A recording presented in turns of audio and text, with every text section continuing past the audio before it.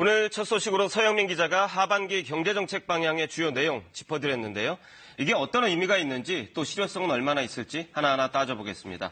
LG경제연구원 조영무 연구위원과 함께합니다. 어서 오세요. 네, 안녕하세요. 네.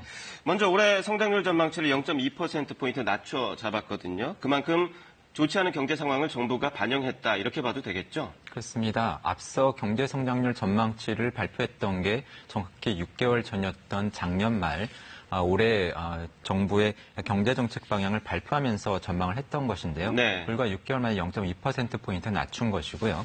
최근에 발표됐던 안 좋은 경제 지표들을 반영한 결과로 보입니다. 네. 실제로 올해 1분기에 우리나라 GDP는 전 분기 대비 마이너스 0.4% 감소하는 역성장을 기록을 했는데요. 네. 기업의 투자라든가 가계의 소비가 부진한 상황에서 올해 들어서 수출이 빠르게 위축되고 있고요. 네. 여기에 정부의 재정 지출도 제대로 이루어지지 않으면서 현재 우리 경제를 뒷받침할 만한 이런 성장 축이 마땅치 않은 상황입니다. 네.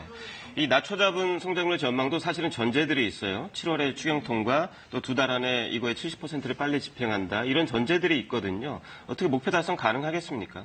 말씀하신 것처럼 지금 추경의 국회 통과가 지연되고 있고 네. 추경이 실제로 집행되는 데 소요되는 시간을 감안을 하면 앞서 말씀하신 가정 전제 조건은 달성하기는 쉽지 않아 보입니다. 네. 이러한 전제 조건이 달성되지 않는다라고 한다면 정부가 예상한 올해 경제 성장률 전망치는 더욱더 낮아질 가능성이 있겠고요. 네. 특히 최근 며칠 동안 불거진 우리나라와 일본 간의 이러한 경제적인 갈등, 그렇죠. 특히 우리 주력 수출 산업에 대한 소재 수출 제한 같은 것들이 악재로 작용한다라고 한다면 네. 성장률 전망치가 더더욱 하향 조정될 가능성이 있겠습니다. 네. 오늘 발표된 하반기 경제정책 방향 좀 보니까 익숙한 내용들이 굉장히 많더라고요. 네. 전체적으로 어떻게 평가하세요? 우선 이번에 발표된 정책 방향 안에 포함된 3가지 분야라고 한다면 경제 활력 제고, 네. 그리고 혁신 성장, 그리고 포용성 강화 이렇게 3가지입니다. 하지만 이 3가지 분야를 골고루 챙기려고 하다 보니까 네. 정책 역량이 분산되는 듯한 느낌도 있고요. 네. 정부가 정말로 역점을 둬서 추진하려고 하는 분야가 어느 분야인지 뚜렷하지 않은 부분도 있습니다. 네. 저희가 주목할 것은 이번에 정책 방향을 발표하기 전에 경제 전문가와 일반 국민들을 대상으로 설문조사를 해봤더니 네. 가장 비중을 두고 역점을 두어야 할 부분으로 지목되었던 것이 경제활력 제고라고 언급이 되었다는 네. 점이죠.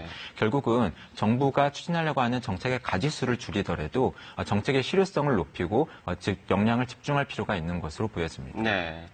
좀 자세히 좀 들여다보겠습니다. 이 기업들에게 투자를 유도하는 정책들, 세금 혜택, 정책 금융 이런 것들이 있는데 이게 세금 혜택 때문에 기업들이 투자를 안 하는 건 아니잖아요. 사실은 네. 투자를 할 수 있도록 여건을 만들어주는 게 중요한데 실제로 기업들이 투자를 하겠습니까? 어떻습니까?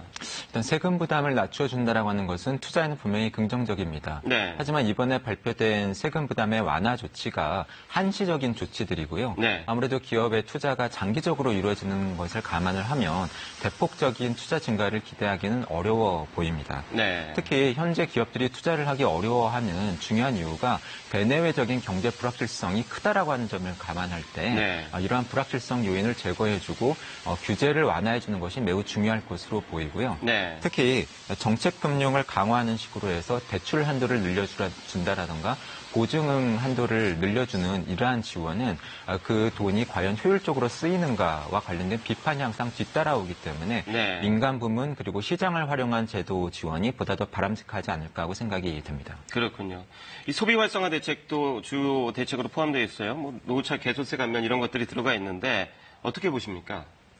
일단 말씀하신 승용차와 관련된 개별 소비세 부담 완화는 계속적으로 이 혜택이 시한이 연장되고 있는 조치들이고요. 네. 기본적으로 없던 수요를 새로 만들어낸다라기보다는 나중에 살 자동차를 미리 당겨 쓰는 이러한 성격이 강한 조치들입니다. 네. 특히 면세점 한도를 늘리는 이러한 것도 그 혜택이 일부 업종에 한정될 가능성이 있고요. 네. 이렇게 소비를 늘리기 위해서는 근본적으로 가계 소득을 늘리기 위한 근본적인 조치들이 필요할 것으로 보여집니다. 네.